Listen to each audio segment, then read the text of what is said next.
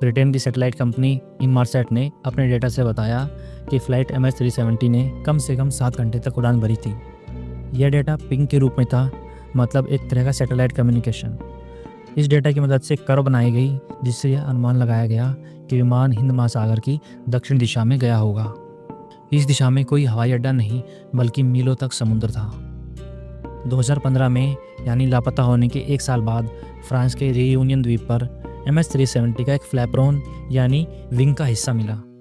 इसके बाद Mozambique, Tanzania और दक्षिण अफ्रीका के पास कुछ और टुकड़े मिले, जिन्हें MH370 से जोड़कर देखा गया। लेकिन सवाल अभी वही था, पूरा विमान कहाँ गया?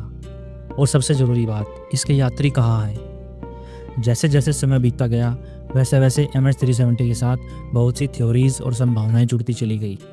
इनमें से कुछ थ्योरीज की बात करूं तो एक थी पायलट थ्योरी, जिसके अकॉर्डिंग कुछ एक्सपर्ट्स का मानना है कि कैप्टन ने जानबूझकर विमान का रास्ता बदला और उसे गायब किया था, लेकिन इसका कोई ठोस सबूत नहीं है।